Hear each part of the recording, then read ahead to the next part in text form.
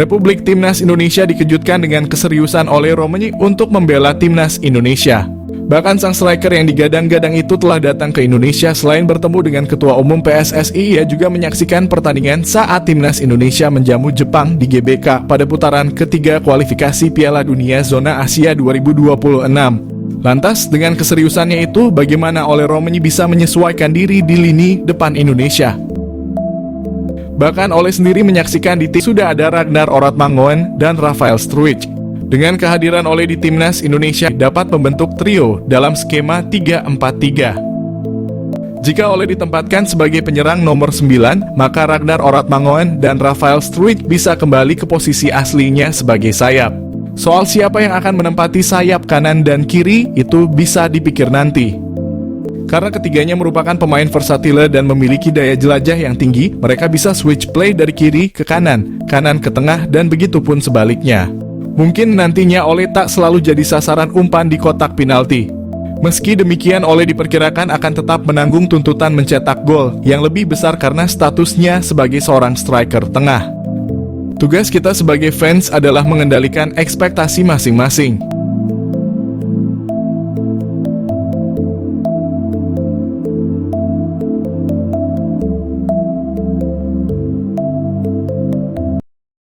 Erick Thohir mengisyaratkan Ole Romenyi sedang menjalani perpindahan kewarganegaraan untuk membela Timnas Indonesia dalam lanjutan putaran ketiga kualifikasi Piala Dunia 2026 Zona Asia. Paling cepat debut penyerang FC Utrecht bersama Timnas Indonesia terrealisasi pada Maret 2025, tepatnya saat Timnas Indonesia melakoni laga tandang kontra Australia.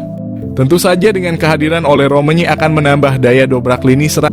Kini yang menjadi sorotan ialah ada harga yang harus dibayar dengan naturalisasi Ole Romenyi, yakni kemungkinan ada striker yang lebih banyak diabaikan sisa round 3 kualifikasi Piala Dunia 2026. Striker yang sangat mungkin minim mendapatkan panggilan di sisa 5 pertandingan putaran ketiga. Striker PSS Sleman, Hoki Caraka menjadi salah satu bomber muda bertalenta yang dimiliki Timnas Indonesia. Serupa dengan Hoki Caraka, striker Persib Bandung Dimas Derajat juga sangat mungkin terkena dampak kehadiran naturalisasi Ole Romenyi. Nasib yang mirip dengan Dimas Derajat maupun Hoki Caraka juga dimiliki bomber Persis Solo, Ramadan Sananta. Dari 5 laga yang sudah dimainkan Timnas Indonesia, Ramadan Sananta sekali berada di daftar pemain. Tepatnya saat menahan imbang Arab Saudi, itu pun tidak dimainkan. Selebihnya, Ramadan Sananta dicoret dari daftar 23 pemain yang dibawa Timnas Indonesia untuk bertanding. Nama yang paling mengejutkan ialah Rafael Struijk. Penyerang Brisbane Roar Australia tersebut selalu menjadi langganan. Akan tetapi Struijk belum lama ini memperoleh kritik karena secara performa mengalami penurunan. Jika dikomparasikan dengan Ragnar Oratmangoen, Struijk sangat mungkin untuk terkena imbas dari kehadiran Ole Romenyi di lini depan skuad Garuda. Mauro Zilstra opsi pecahkan masalah Timnas Indonesia. Timnas Indonesia kini memiliki alternatif baru untuk mengatasi masalah di lini depan.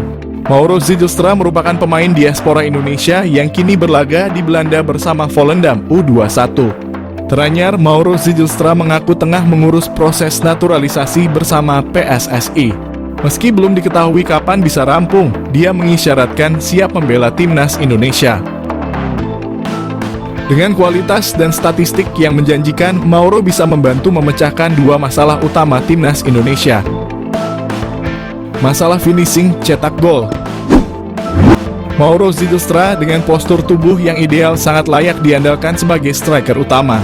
Dengan postur jangkung, kemampuan dribble yang baik, tembakan akurat, dan keahlian mencari posisi, Mauro akan menjadi ancaman serius bagi pertahanan lawan. Masalah mental lini depan. Selain kemampuan teknis, Mauro juga memiliki mental yang kuat dan berani mengambil risiko.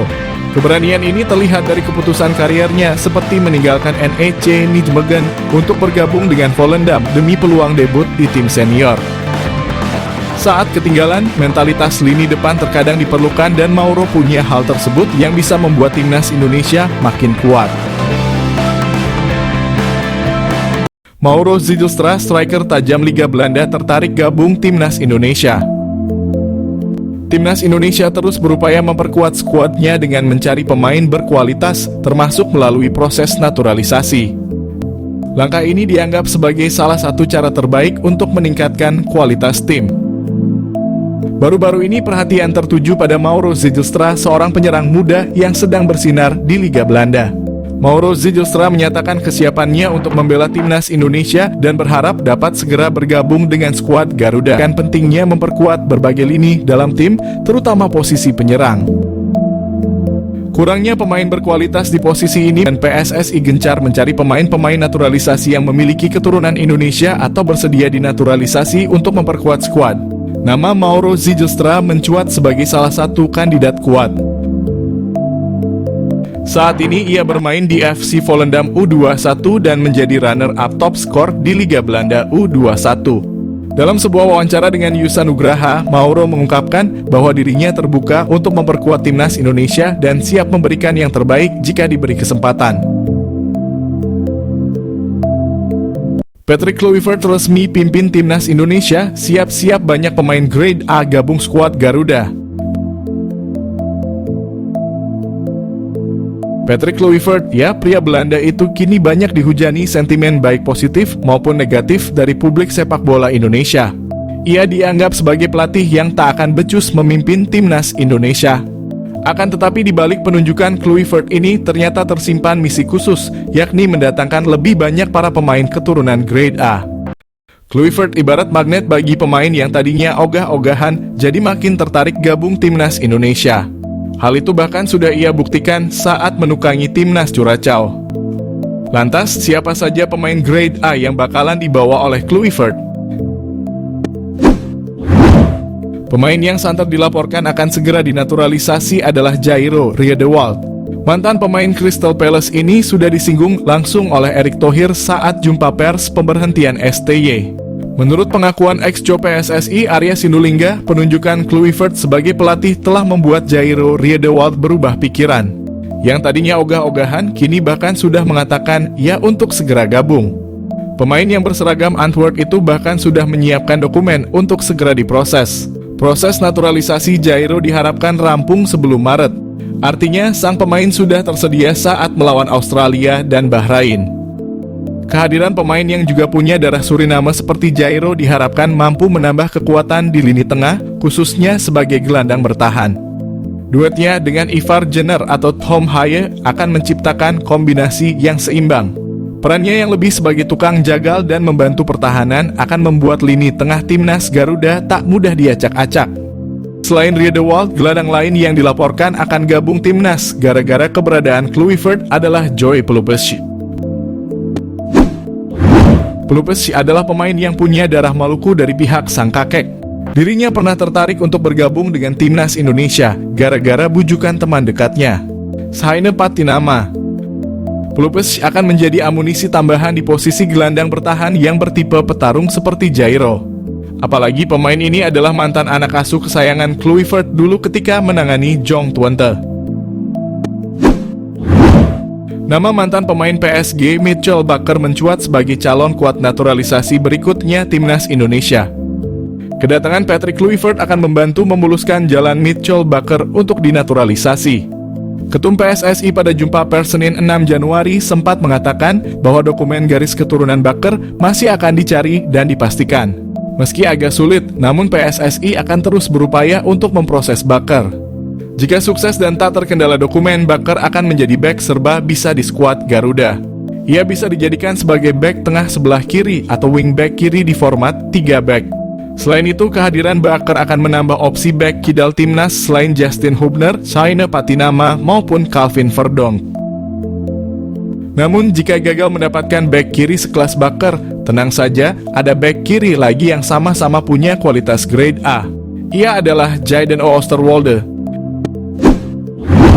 Bek kiri yang juga serba bisa di beberapa posisi ini juga berpeluang gabung pasca kehadiran sosok Kluivert.